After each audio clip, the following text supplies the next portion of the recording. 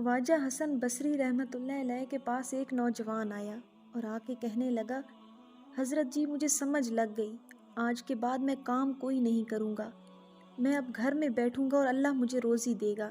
آپ فرمانے لگے، کیا سمجھ لگ گئی ہے؟ کہنے لگا، میں نے آج ایک بہت عجیب بات دیکھی ہے۔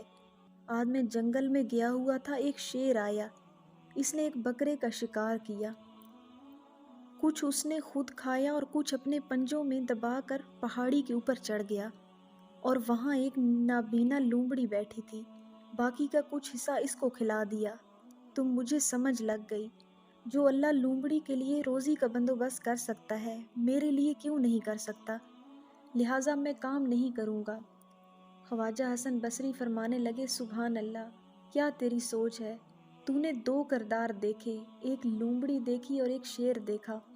او خدا کے بندے، تو نے لومڑی بننے کا فیصلہ کیوں کیا؟ شیر بننے کا کیوں نہیں کیا؟ تو شیر بن، شکار کر اور خود بھی کھا اور دوسروں کو بھی کھلا۔